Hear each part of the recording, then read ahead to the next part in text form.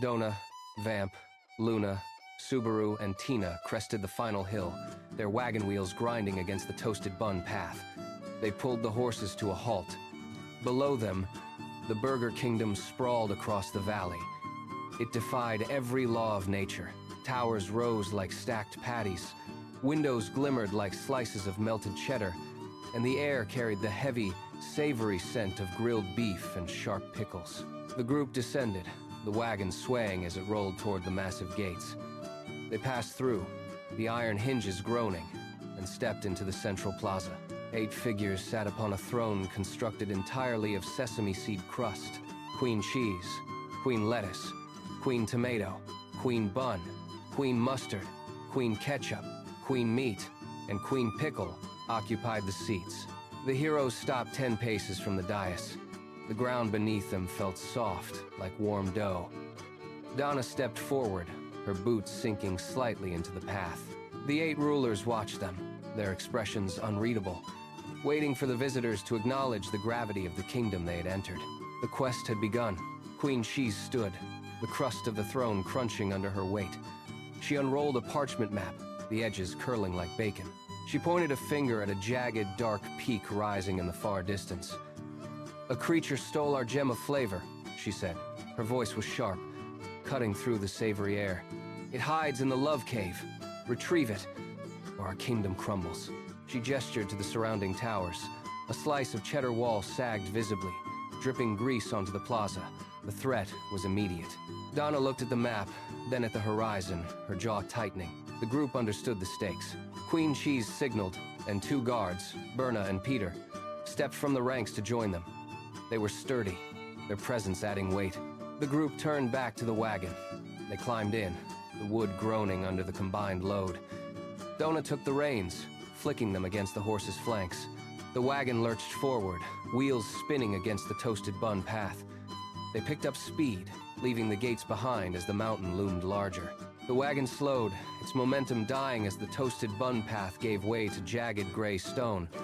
The horses stopped, their breath hitching in the cold air. Before them sat the mouth of the Love Cave, a gaping hole in the mountainside that seemed to swallow the remaining daylight. Donna hopped down, the crunch of gravel under her boots signaling the end of the ride. The group gathered at the entrance, peering into the gloom. They struck flint, lighting torches that hissed and sputtered, casting flickering orange light against walls that dripped with a thick, viscous, savory sauce. The smell was overwhelming, tangy, salty, and ancient. They moved inside, their footsteps echoing against the uneven floor. The tunnel narrowed, forcing them to walk in a single line. As they pushed deeper, the air grew heavy and humid. Luna and Subaru lingered near the rear, their eyes scanning the strange, weeping stone formations. A side passage opened to their right. Without a word to the others, they stepped out of the main line, their movements silent and deliberate. The side passage opened into a circular chamber, its walls smooth and cold. In the center, resting on a pedestal of jagged rock, sat a crystal heart.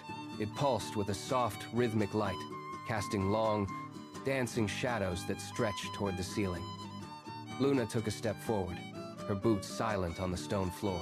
The air here felt charged, vibrating with a low hum that resonated in her chest. She reached the pedestal and leaned in, her gaze locking onto the crystal surface. The light flared, turning from a pale glow to a vivid golden hue. Within the depths of the stone, a scene began to form. Luna saw herself standing in a sun-drenched field, and beside her, Subaru stood holding her hand. They were laughing, the sound echoing faintly against the chamber walls. The vision shifted, showing them building a home, stone by stone, brick by brick, in a life shared between them. Subaru moved closer, his breath hitching as he stared into the heart. His eyes widened, reflecting the golden light of the vision. He saw the same image, the laughter, the shared space, the weight of a future they had never dared to speak of. Luna felt the heat rise to her cheeks, her pulse quickening in time with the crystal. Subaru stood frozen, his hands trembling at his sides as the reality of the vision anchored itself. A shadow detached itself from the far wall. Vamp stepped into the dim light, his movements fluid and soundless. He did not look at the pair, but pointed a finger directly at the pulsing crystal heart. "It shows the truth of your hearts," he whispered, the words cutting through the heavy silence like a blade. The vision within the crystal rippled, the scene of laughter replaced by the stark reality of a life built together, brick by brick, day by grueling day. The image was undeniable. Subaru flinched, as if struck. The heat in his face deepened, his skin flushing a dark, burning red. He looked at Luna, then back at the crystal, his breath coming in sharp, ragged hitches. The pressure of the revelation became physical, a weight he could no longer bear. He shoved his hands into his pockets, his knuckles white, and backed away. He did not speak. He did not look back. With a sudden, desperate movement, he turned and bolted toward the tunnel entrance. His boots hammered against the stone floor, a frantic, rhythmic beat that grew louder as he retreated. The sound of his escape tore through the chamber. The tunnel widened, the floor shifting from uneven rock to a slick, sticky surface that clung to their boots. Donna, Vamp, and Tina pushed forward, their torches casting long, flickering arcs against walls that wept thick, savory sauce. The air grew heavy, thick with the scent of grilled meat, and something sharp, metallic, and old. They rounded a jagged pillar of hardened dough and stopped. The cavern opened into a vast, circular chamber. In the center, suspended above a pit of bubbling grease, sat the gem of flavor. It pulsed with a cold, rhythmic light, but they were not alone. A low, guttural growl vibrated through the floor, rattling the teeth in their skulls. From the darkness behind the gem, a hulking shape uncoiled. It was massive, a jagged silhouette of crust and shadow. With a sudden, explosive movement, it lunged forward, closing the distance in a single, terrifying leap. Tina pivoted, her blade whistling through the air as she narrowly avoided a swipe from the creature's jagged claws. She slammed her shoulder into the cavern wall, using the momentum to vault back toward the center. Beside her, Donna lunged to intercept the beast, but the creature hissed, spraying a thick, blinding jet of hot mustard from its maw. The liquid splashed across the stone, coating the floor and forcing Donna to scramble backward, his boots slipping on the slick, burning surface. He crashed into a pillar, gasping as the fumes stung his eyes. Tina didn't hesitate. She shouted a command, her voice sharp and authoritative.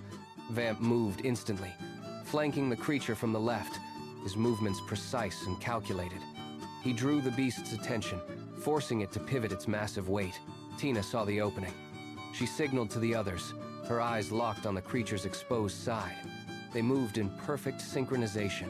The team stood shoulder to shoulder, their weapons raised, forcing the beast into a tight corner against the bubbling pit. Tina lunged, her blade finding the gap between the beast's crust-like plates. Simultaneously, Donna and Vamp struck from the opposite side, their combined force driving the creature backward. It let out a final, shuddering roar that shook the stalactites above before losing its footing.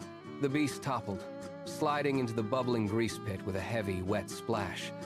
The chamber fell into sudden, ringing silence. In the center, the gem of flavor rolled free, its light steadying as the creature vanished beneath the surface.